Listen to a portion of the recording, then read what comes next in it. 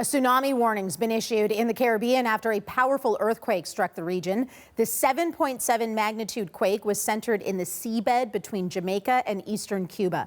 Seismologists say it was relatively shallow, around 10 kilometers below the surface.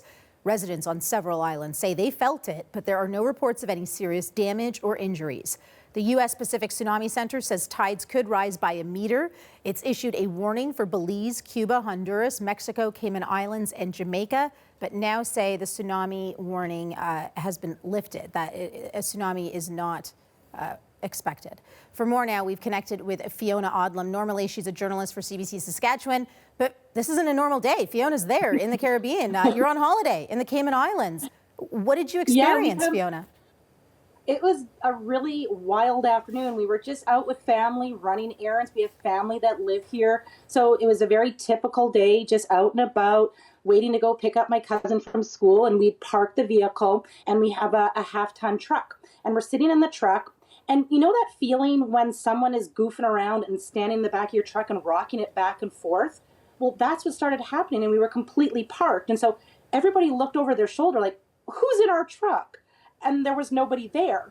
And it was at that moment we turned and we looked, and we saw people just running en masse out of the buildings. And then we saw sewer water and water just coming up from the ground, from manhole covers and piping just in the grass. And then we thought, oh, well, maybe one of these sewers is underneath the vehicle. So we pulled forward, and that wasn't happening. And then my cousin who lives here, she's like, oh, this is an earthquake. And so then it was just the most bizarre feeling, because even after all the rocking and shaking stopped, you still felt it inside you. You're like, it was a really uneasy feeling, like you'd spent the whole day on the boat and the earth just wouldn't stop vibrating. It was really, really odd. But from that moment on, we just sort of gathered ourselves. We talked to some folks that were coming out of the buildings, and they confirmed that they had been given an earthquake announcement in their building, so they all left. So then we just jumped back into the vehicle and went to go pick up my cousin at school, who's 10 years old. And what my cousin Kim was telling me, that this was a very first that on island that they were able to give radio announcements. So we were getting alerts on the radio saying that an earthquake had hit. They didn't know about a tsunami warning or any aftershocks yet. So that was a real first and a plus for their emergency system here.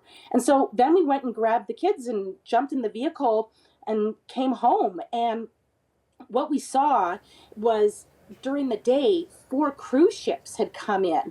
And so now there was a lot of hustle and bustle in the main port.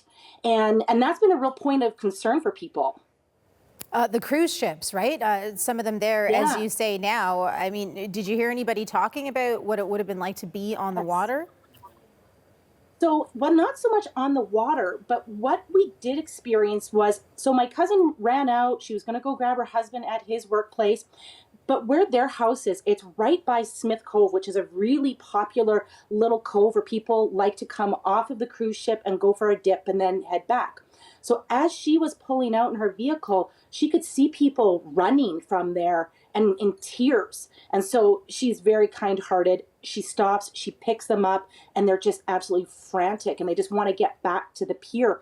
And that's where thousands of people have been standing, hoping to get back on the boat. But there's this whole thing at this moment. It's like, well, do we get back on the boat if a tsunami is coming? And so there was a lot of chaos on the pier. And so now that tsunami warning has been lifted, I'm sure they'll be running those shuttles back to the boat right away. Yeah, how is communication there, Fiona? Are you feeling well informed?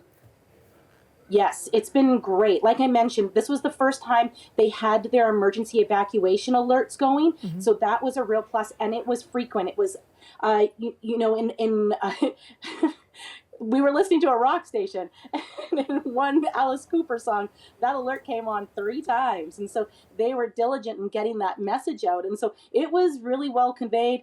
I was on Twitter checking for the updates, and they were coming quickly. The Cayman government was really great in issuing updates and notices throughout the experience this afternoon. So as you mentioned at the top, the tsunami warning has been lifted, but now we're bracing for aftershocks, and it's going to see how that is going to play out over the next several hours. Okay, we will check back in with you, Fiona. Thank you very much for joining us now. CBC's Fiona Odlin reporting from Cayman Islands while on vacation.